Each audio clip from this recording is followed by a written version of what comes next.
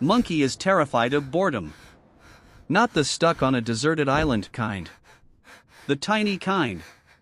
Monkey waits at a red light for 15 seconds and panics like the universe just unplugged the Wi-Fi. Monkey's hand reaches for the phone on pure reflex. Not because there's something important to check, but because 15 seconds of silence feels more dangerous than running out of bananas. Here's the ugly truth. Monkey's brain almost always chooses the most stimulating option. If there's a loud, flashy option and a calm, quiet one, Monkey's brain doesn't weigh the pros and cons. It lunges. Monkey's brain isn't a wise old monk sitting on a mountain. Monkey's brain is a raccoon trapped inside a vending machine, smashing buttons until something shiny falls out. That's why modern life is so dangerous. We've built a world where stimulation is infinite. Short videos. Endless feeds. Notifications stacked on notifications, like the brain is being force-fed popcorn all day long. And when everything is super fun, real life starts to look like boiled vegetables. Reading feels slow. Working out feels pointless. Thinking feels irritating. Even talking to another human starts to feel like buffering. So Monkey keeps chasing the top shelf of stimulation, because novelty is Monkey's favorite snack. But that's exactly why Monkey needs boredom. Because boredom isn't the enemy. Boredom does something stimulation can't. Boredom turns on a different operating system in Monkey's head. When Monkey isn't occupied, no input, no scrolling, no background noise, the brain quietly boots up its background mode.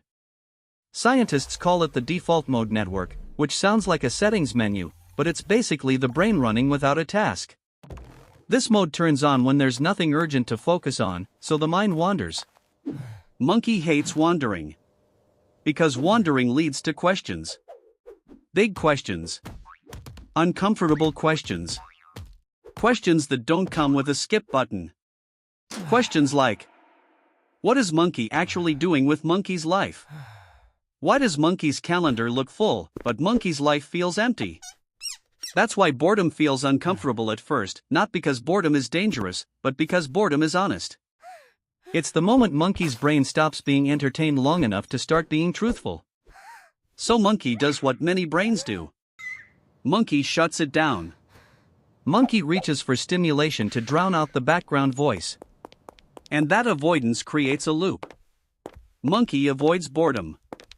So Monkey avoids reflection. So Monkey loses clarity. So Monkey loses meaning. So Monkey feels hollow. So Monkey scrolls harder to avoid feeling hollow. That's the hollow loop. And it doesn't just steal happiness. It steals direction. There's a famous psychology experiment where people were asked to sit alone in a room for about 15 minutes and do absolutely nothing. No phone. No book. No music. Just thoughts. The room was empty except for one button. If participants pressed the button, they'd receive a painful electric shock. So the choice was simple: sit quietly and be bored, or voluntarily shock the body. A surprising number of people chose the shock. Not because humans love pain, but because a brain trained on constant stimulation will sometimes choose anything over silence. Because silence forces the mind to speak. Now here's the important distinction. A little boredom is healthy. It's a signal. A nudge. But chronic boredom, the kind that hangs around for weeks, is something else. When boredom becomes constant, the brain starts searching for stronger, faster stimulation. Not meaningful stimulation. Fast stimulation. That's when Monkey drifts toward doom scrolling, impulsive decisions, risky behavior, anything that makes the brain go, finally, a signal. Monkey's brain isn't trying to ruin Monkey's life. It's trying to avoid something worse, the feeling of being stuck with no direction. Sometimes boredom isn't saying there's nothing to do. It's saying Monkey is disconnected. Disconnected from purpose. Disconnected from challenge. Disconnected from curiosity. In that case, forcing silence like punishment doesn't fix it. Monkey needs foundations, sleep that actually restores, movement that wakes the body up, real human connection, and a meaningful project that brings the brain back online. And if that heavy boredom sticks around and starts interfering with life, getting support isn't weakness. It's maintenance. Boredom also changes how monkey performs. Monkey's brain has a stimulation baseline, a level of input it starts to treat as normal. When monkey spends hours on high-intensity content, rapid clips, endless novelty, constant updates, that baseline rises. Then anything slower feels unbearable. Studying feels like torture. Workouts feel like punishment. Work feels impossible. Even quiet moments feel itchy, like monkey's skin is trying to refresh a feed. So monkey keeps chasing the loudest option, because the brain is shouting, more. Faster. Brighter.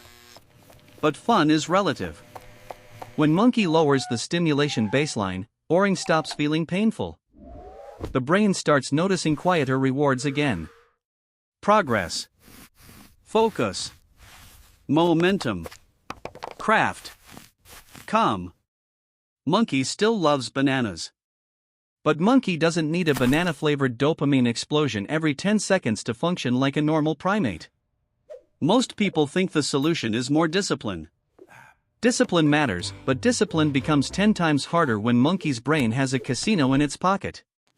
When the brain can choose between building the future or pressing a button for instant entertainment, it often picks now. Not because monkey is weak, but because monkey's brain evolved to chase immediate rewards. So the hack isn't yelling at the brain. The hack is designing the environment. Monkey doesn't wrestle temptation all day. Monkey removes the vending machine. That's why monkey trains boredom. Monkey starts small. 15 minutes a day with no input. No scrolling. No audio. No just checking. Just walking, sitting, stretching, or staring into the distance like monkey is waiting for a signal from space. At first it feels unbearable. Thoughts bounce. Restlessness spikes. The brain negotiates. Just one check. This doesn't count. Monkey ignores the negotiations. Then something shifts.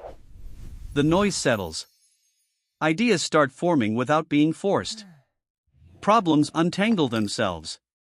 The brain remembers how to think without being fed constant sugar. And slowly, boring stops feeling like punishment. It starts feeling like space. Space to notice. Space to choose. Space to aim. That's the unfair advantage. While everyone else is numbing every gap, monkey is building clarity in silence. While others chase stimulation, monkey is training direction. Boredom doesn't make monkey weaker. Boredom makes monkey dangerous in the best possible way.